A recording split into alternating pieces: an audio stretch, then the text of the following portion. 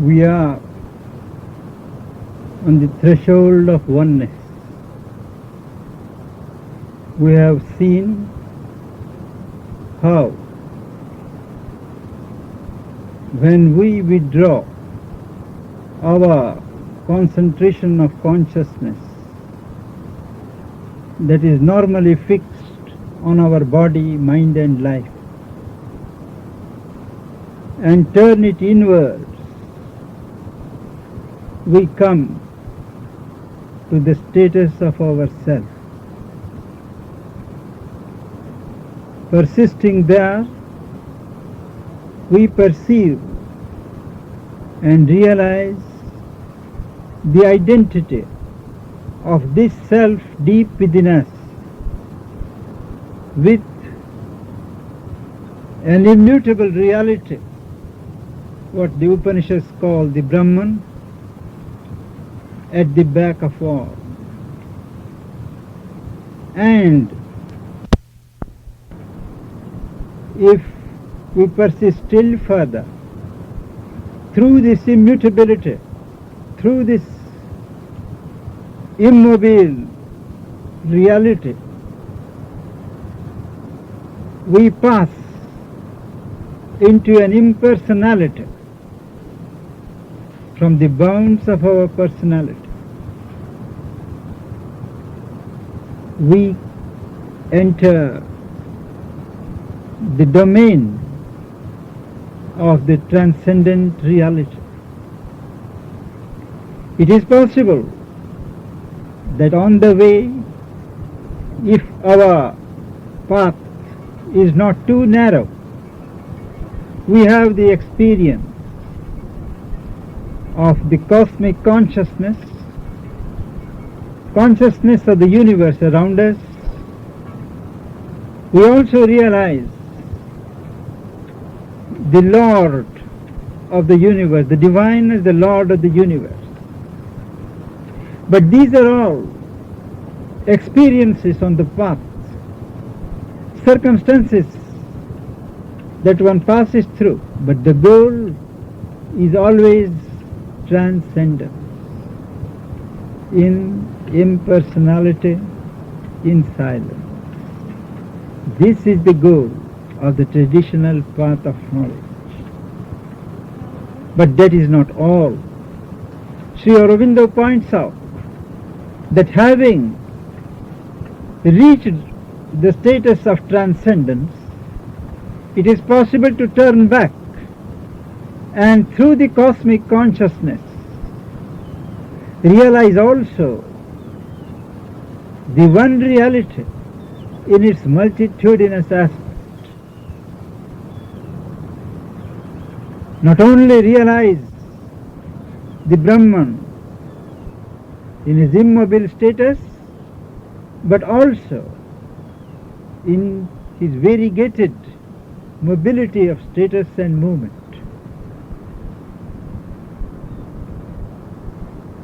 The seeker of the integral knowledge pursues this path. He realizes the Satchidananda, the reality of existence, consciousness and bliss in its unity on every level, but unity coterminous with the diversification of that unity into multiplicity. At every stage, he realizes this existence as one and many, this consciousness force as originally one, but throwing itself out multiplied. One delight streaming into varied currents of joy, pleasure and delight. It is when he holds to this conception of Satchidananda on every plane that he doesn't lose his grip over the manifestation.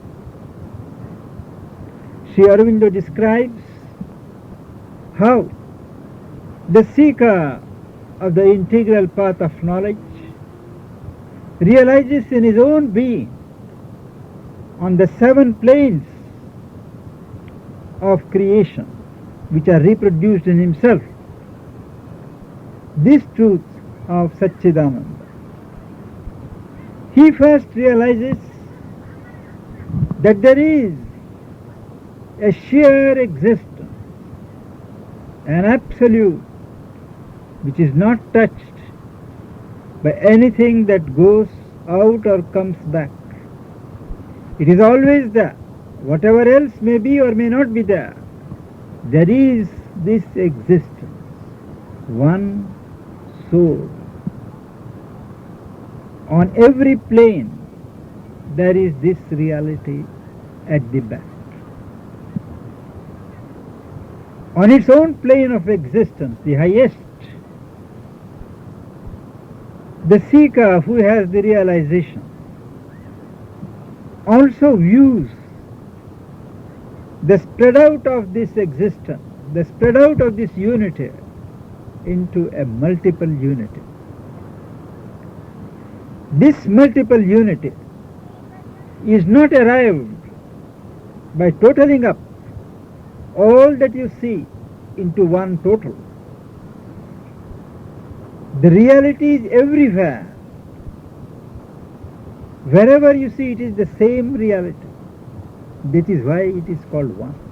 Essentially, the one existence is everywhere. Similarly, the consciousness and the force of that consciousness, though essentially one, they are thrown about, self-diversified, in a million energies, in a million thought forces, but all deriving from the one original Chit. So too, the one delight, the ocean of bliss that is one, underneath all creation, it throws out so many jets, so many waves of its currents, which we call, according to our capacity of receiving or not being able to receive in ourselves, as joy, pleasure, pain. When, with our limited capacity, we are unable to hold the charge of the delight of existence that throws itself on us, we call it pain. When, by discipline, we are able to enlarge our consciousness, the base of our consciousness, and can receive, can embrace the wave of delight that comes upon us fully, there is no more pain. Thus,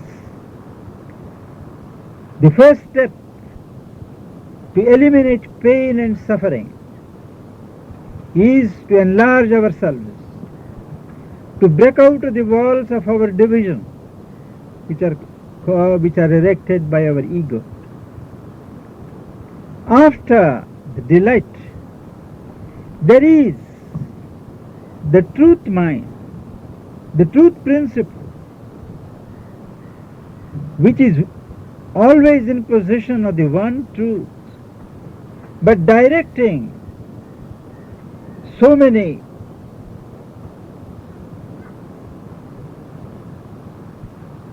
flames from the one fire of truth, each on its carrier, but always in the background of that unity. Then there is the mind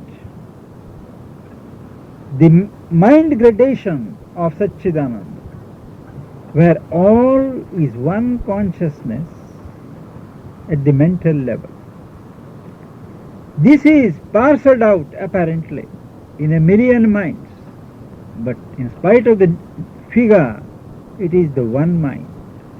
So too, the life force, which is fragmented into so many forms, each of which insists on being separate from the other, and there is the universal matter, out of which all forms are shaped, and when they are broken, all forms go back. Universal matter. This, these are the 7 gradations of Satchidananda, which the seeker of the integral knowledge has to realize. He not only realizes in his experience, in his consciousness, but he has to build up a vision in which he sees every moment of life, every form of life, every experience of life in terms of this unity of Satchidananda. There is also another aspect. There are what are called the upper and the lower hemispheres of existence. The upper belt, that of Satchidananda proper, the Satchidananda is unveiled, is revealed to experience. But in the lower hemisphere, he is veiled, he is clouded. What we call the organization of mind is really a projection of the consciousness aspect of Satchidananda. But the consciousness aspect is held back, is veiled by the fragmented formation of mentality. Similarly, the life force, the life world is a projection again of the force of consciousness above, the tapas, which, because of fragmentation and division, confesses to a certain importance, disintegration, and does not manifest the omnipotence of the original consciousness force. So also, matter is the sensible mold of the spirit. As Sri Aurobindo describes it, it is the robe of the spirit. If the spirit is concealed, that is because there is the veil and the cloud of ignorance. As the yoga of knowledge proceeds, one begins to link the upper and the lower hemisphere, realize the higher truth as expressed, however, in a deformed manner in the lower terms. But even the best of us, as long as we stand on the summits of the mind, work under a certain handicap, and we never have the full figure of the higher Satchidananda being reflected below. It is only when we open our consciousness to the intermediate link of the supramental consciousness, the supermind or the truth mind, that the bridge begins to be healed. The reality, higher reality in its integralness, begins to communicate itself to the lower intelligence through the truth mind. The Veda describes how when man rises to the level of this brilliantly lit mind, the luminous mind of the sun, 7 rivers flow down. They are the rivers of inspiration, illumination, intuition, and of many other kinds, which reveal their character to the practitioner of yoga. It is only when this downpour from the supramental consciousness is effected that the gulf between the lower and the higher hemispheres begins to get healed, and we have a truly one perspective, one unbroken gradation from the depths of insentient matter to the heights of the supernal existence, consciousness, bliss. This then is the process of the integral yoga of knowledge, not the traditional yoga of knowledge, mind you. In its process, in its working, you would see that the goals of all the traditional three paths of knowledge, of works, of love, they are fulfilled. For the yoga of knowledge aims at knowing the truth of existence. What after all is true? What is the true nature of my own existence? The integral yoga of knowledge first gives you this realization that I am not different, I am not other than He who is the Satchidananda. This is declared in the famous formula, He am I, so aham. When this realization is obtained, there is a unique oneness between myself and between He who pervades and transcends all creation. As a consequence, one also sees Him not only in unity with myself, but in unity with all around me. I realize my oneness not only with the Satchidananda Purusha, but in the cosmic Purusha as well. My union with Him is fulfilled in my union with Him in other forms.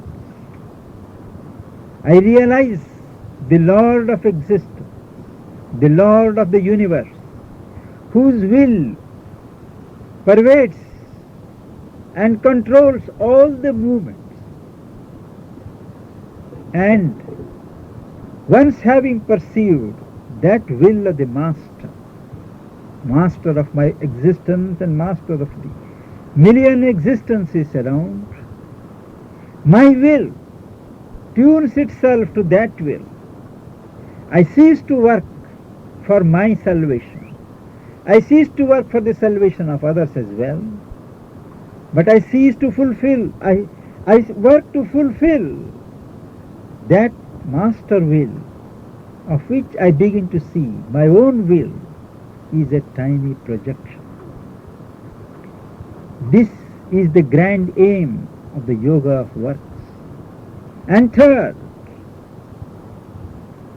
having realized the reality as the Supreme Person above and behind the universe, as the Lord of the universe within the cosmos, I also perceive Him in His aspect of delight, of bliss, which expresses itself in the universe as the fount of love. After all, love is an expression taken by bliss. Bliss wants to enjoy itself. It posits itself in one form, takes another form, bridges, and this interchange, this swallowing up of one bliss by another bliss, one form of bliss by another form, is love. Fusion, union. This realization of the love aspect and the bliss aspect of Satchidananda is the third grand aim of the yoga of devotion. These three aims are successively fulfilled by the successful practice of the yoga of integral knowledge. To one who has arrived at this crown of achievement, there are no human problems. As the Upanishad says, how shall he grieve? What problem shall he have who sees everywhere oneness? Problem arises when there is a second. Fear arises when there is another. When you see all as one, there is no room for any problem. This is the theme of oneness. Before we start yoga, we must have a mental appreciation of this truth of oneness. As we proceed, we must always remember this oneness. Recall it to our mind whenever we are threatened with division in our own consciousness, division with others, when we feel left out, we have to evoke this truth of oneness. And the traditional means to practice, to make real to ourselves this sense and truth of oneness is in the celebrated mantra that is known as Om. It was only last week that I was given the text of a letter written by a devotee to mother some years ago. He had written, "It often occurs to me to beg thee for a key word for japa." The mother gave Om, and that was no surprise, for the mother has always attached a special importance to this word of words, and there was a time when she was daily repeating it audibly in her chamber. I remember this particularly because she had explained at that time how the word is to be pronounced. Most people accent the first syllable and the last peters off. The mother pointed out that all the syllables should be clearly and fully articulated, and especially the last m must be rounded up with amplitude and clarity. I tried it and found a difference in the vibrations set up when the m is left half enunciated or swallowed up, and when it is pronounced clearly. Most people, in their hurry to repeat the mantra 100 times, 200 times, or whatever it is, they go on saying Om, Om, Om.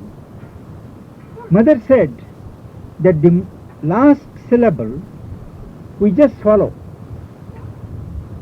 She said you have to clearly pronounce it. Om.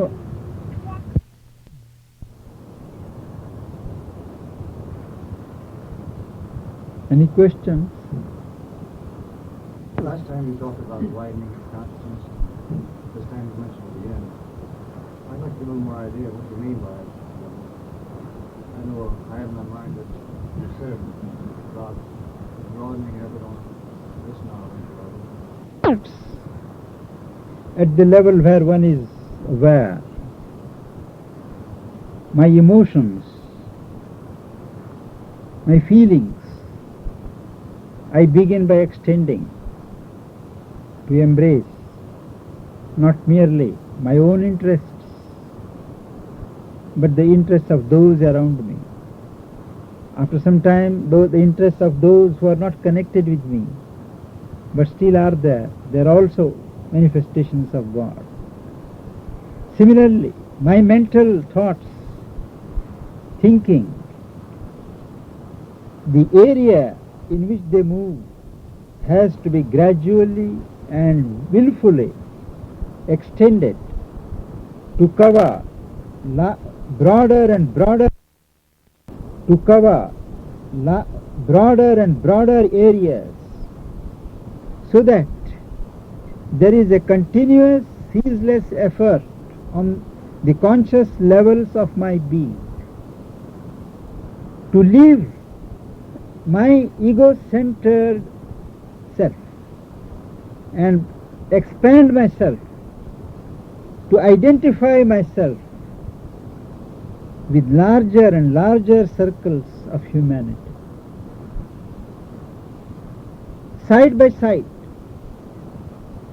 I recognize that beyond what is perceptible, beyond what is sensible to me, there are realms of consciousness and being. And I consciously strive to open out into those broader and larger regions of consciousness.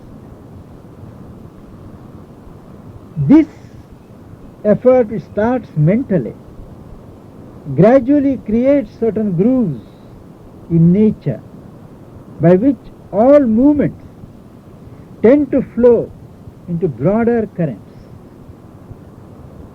The idea is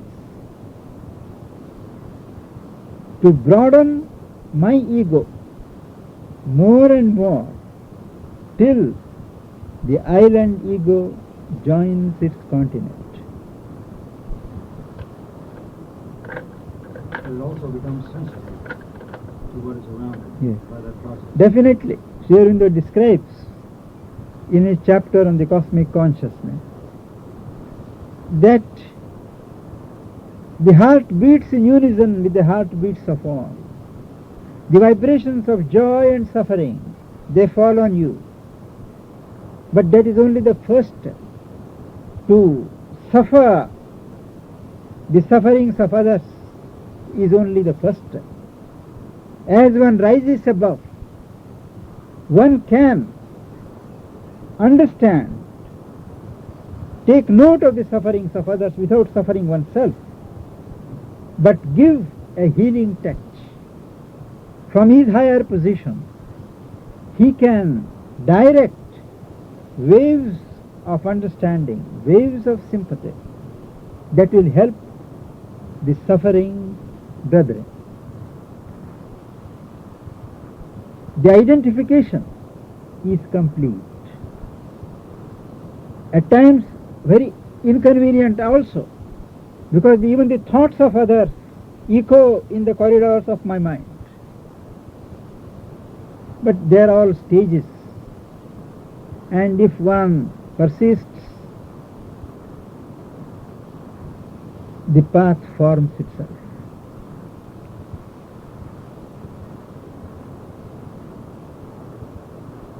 Then as one gradually becomes aware, periphery becomes less behind the ego separation.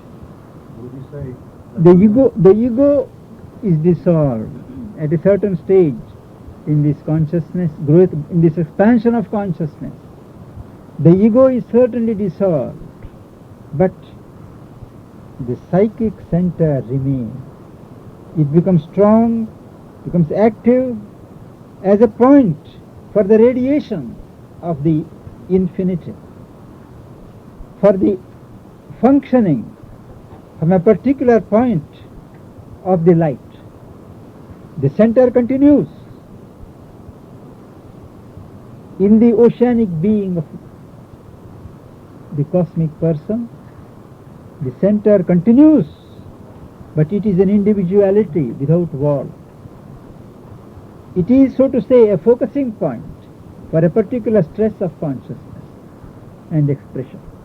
I was trying to separate that egoic wideness from the sense of the infinite wideness that comes when you experience the higher being. The ego thins off. After a certain stage, the ego thins off. Unless one pervertly stays at the vital level and, like Hitler, like Stalin, becomes a center of the vital ego of domination. That is a deformation. The seeker knows, and at the shadows of the vital, he always keeps out. Of course, there can also be a mental ego, a colossal mental ego, who feels that his philosophy is the only salvation, and he insists on imposing it on every mind. So the ego has many personalities. It is only if the psychic is awakened that the ego does not get the scope to posture, to pose as the true divine.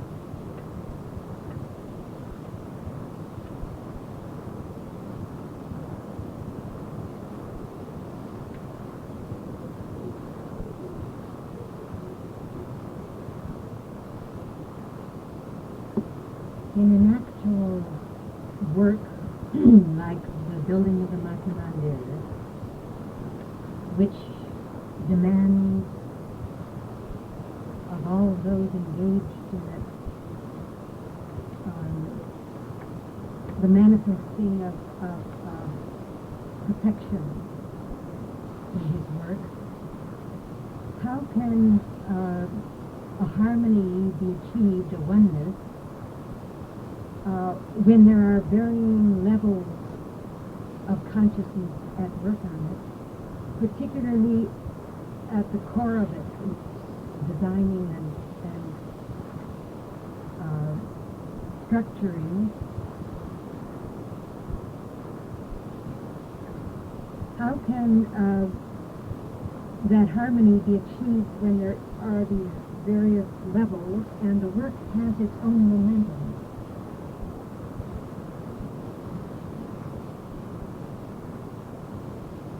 In such a dynamic situation, there can never be a total and a final harmony at any stage, because so many elements are involved, each with its own level of consciousness. Mother says that if each one, at any rate, those who are awakened,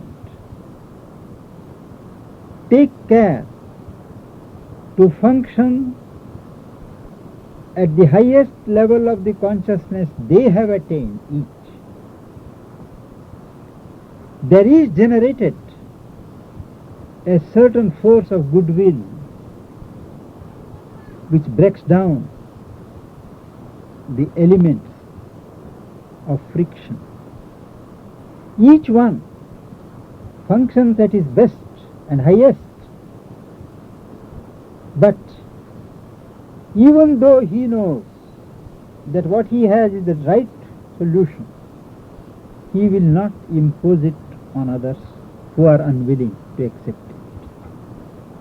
He will have an understanding of the inability of others to fall in. So he accepts for the time being the consensus, the largest consensus that is arrived at or that is possible at the moment, but goes on exerting a silent pressure in all humility from within on the situation. You exert from your level, I exert from my level. But ultimately, if our exertion of our willpower is free from ego, from wanting to prove myself right and others wrong, it does create a movement in a subtle way in the right direction, and something happens to convince the others that it is not the right thing, or those obstructing elements are removed from the scene. But in no case should work be hampered.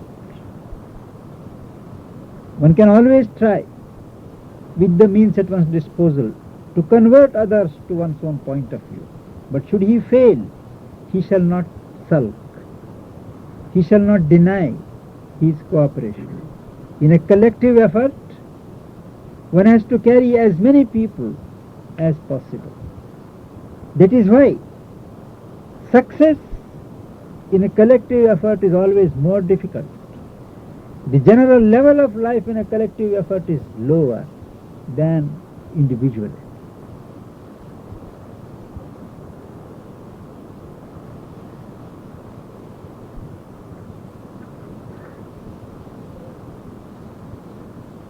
If work suffers or is allowed to suffer as a result of such a situation,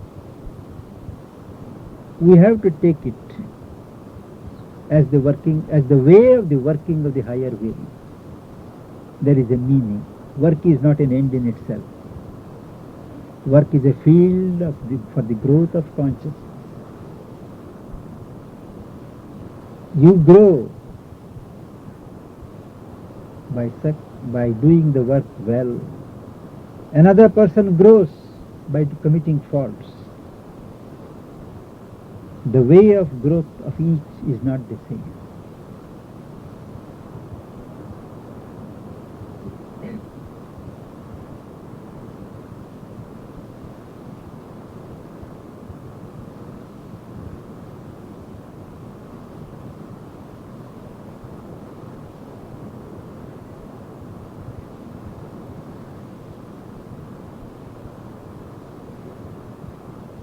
Mother said, I remember, be at the height of your consciousness. Find out the area of agreement with others. Station yourself there and try to extend that area.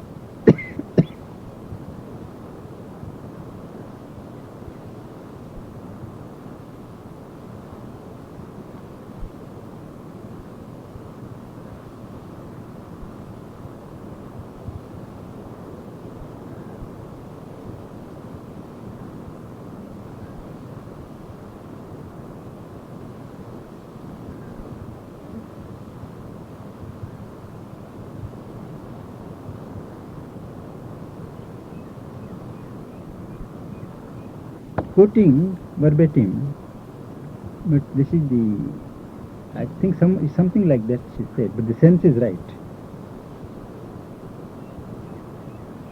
Be at the height of your consciousness. Find areas of agreement. Station yourself there and extend that area.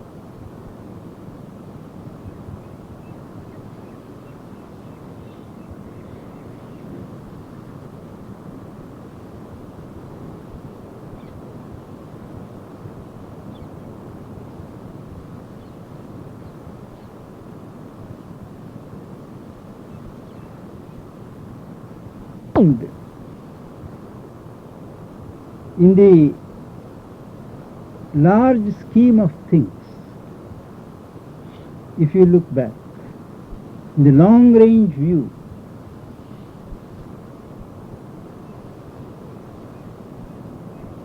it is not only the right doings that contribute, even certain wrongdoings go to contribute towards the eventual success.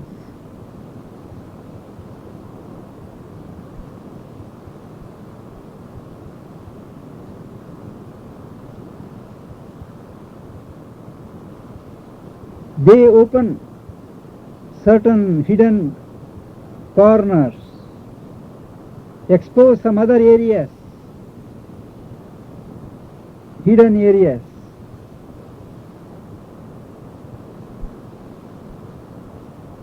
contributing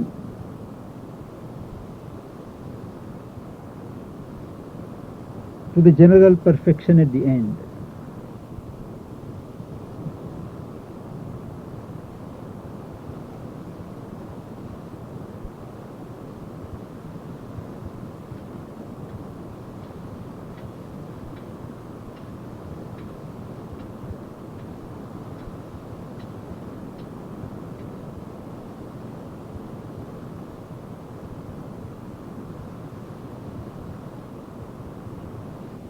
It is not deformation, it is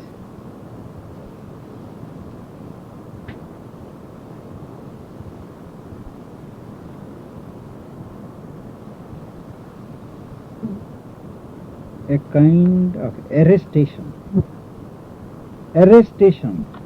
of bliss, because you are not in a position to sustain it. It is suppressed. And you feel, still the character of it you feel as certain quiet joy, but it looks like exploding. It looks as if you will explode with that. That shows that the system is not ready to support a larger dose of bliss.